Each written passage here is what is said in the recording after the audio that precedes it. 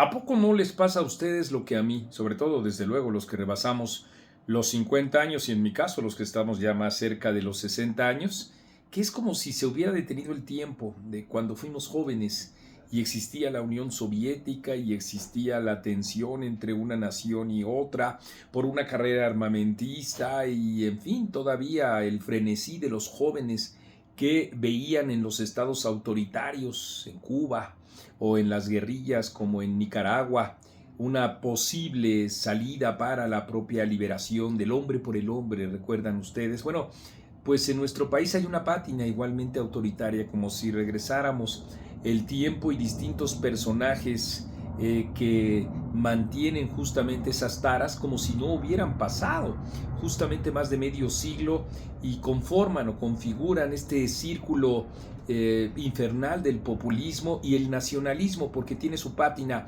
muy mexicana, muy nacionalista, muy hénchida de gusto por esta tierra, y entonces así es como podemos decir ya que avistando la primavera en nuestro país estamos viviendo un carnaval, como dice también la propia canción, y hay ya varios indicadores, seguiremos dándoselos a ustedes, pero los que alcanzo a ver son los siguientes que comparto con ustedes y que para quienes son usuarios de X pudieran también repasarlos si así ustedes lo consideran. El número uno se acaba de configurar hace 3 horas, porque estoy grabando este video cerca de las 3 de la tarde y ustedes lo van a entender bien. El número uno es un gobierno mexicano que extradita a varios capos del narcotráfico para lograr la extradición de Ismael Zambada a nuestro país.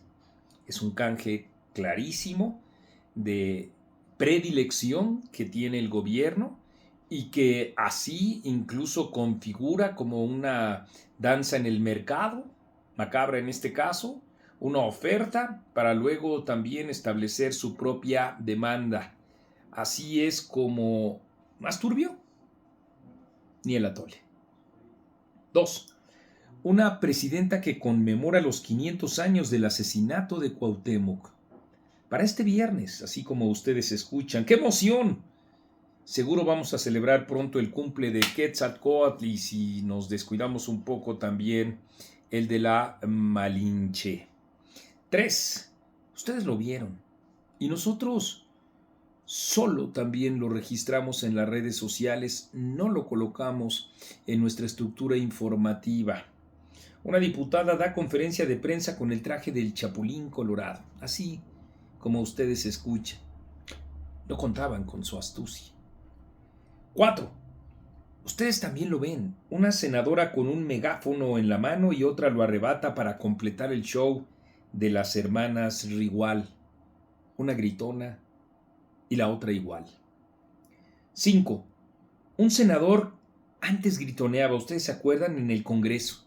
Y no solo, en pleitazo ahí con unos policías, lo cargaron y se ve terrible en sus propios desfiguros. Bueno, ese mismo ahora pide calma para que no haya gritos y lo hace gritando. Quiero, por supuesto, deslindar a todos los habitantes de la Lagunilla de esta finísima persona. El 6. Ustedes lo escucharon. Una senadora está en contra de la lascivia extranjera. ¿Qué es eso? ¿Con qué se come? ¿En qué está pensando ella? Déjenlo ustedes por el momento y digamos juntos, arriba la cachondez nacionalista, lascivos de todos los países, unidos. 7. Un senador que dice estar en contra del nepotismo y luego dice aspirar al gobierno de Zacatecas. Saúl Monreal. Al fondo le aplaude su hermano, el actual gobernador de Zacatecas.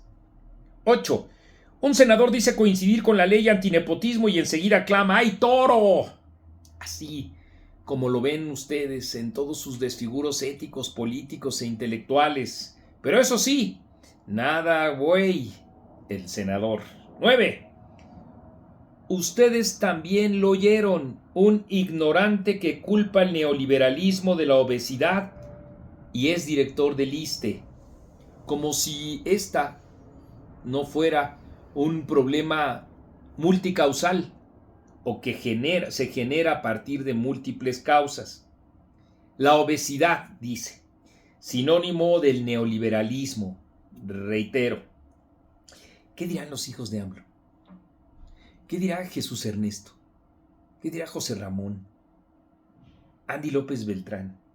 Bueno, ¿qué dirá la hermana del director del ISSSTE, Lenia Batres?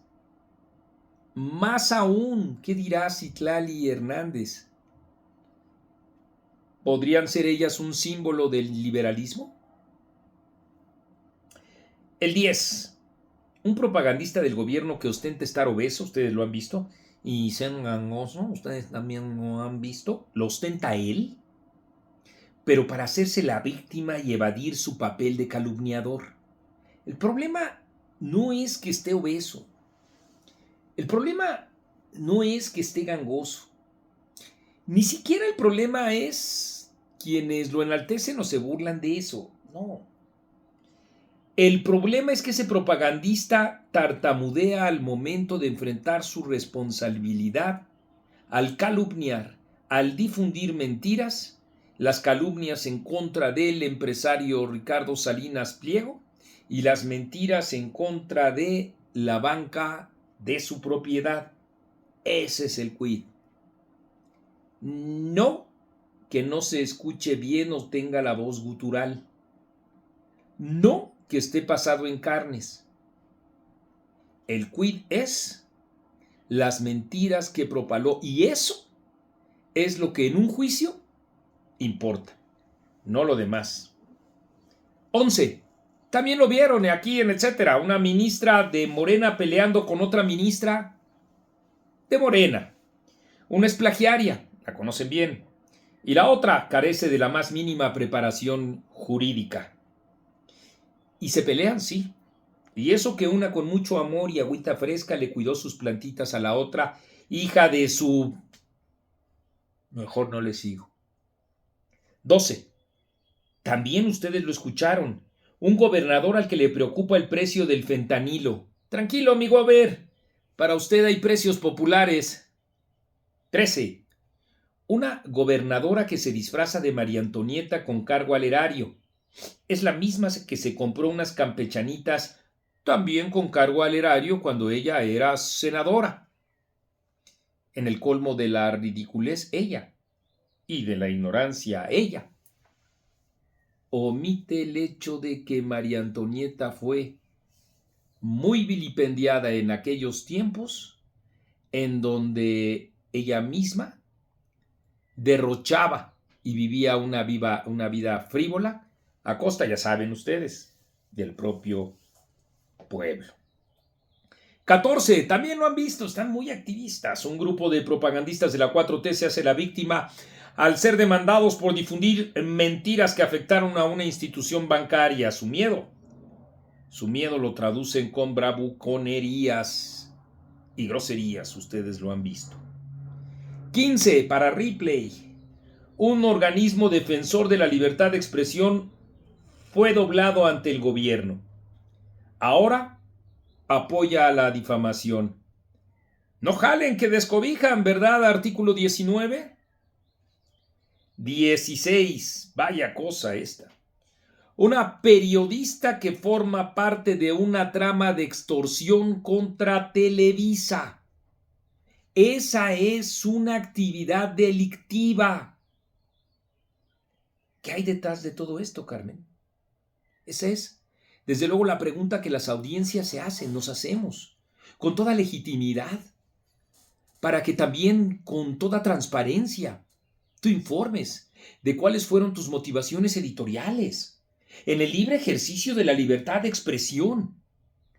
¿Por qué pensaste que Eduardo Fernández estaba en lo correcto o bien hacía con las actividades de presión, de coacción y de extorsión que él mismo reconoció y por los cuales ya también fue procesado ante la ley, y no solo ante la mexicana, sino ante la estadounidense?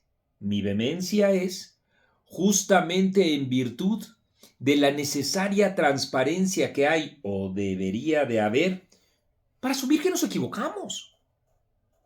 para asumir que se tienen misiones equivocadas. En fin, seguiremos con este carnaval porque apenas comienza y todavía no llega la primavera, porque esto es etcétera. Y yo soy Marco Levario Turcot.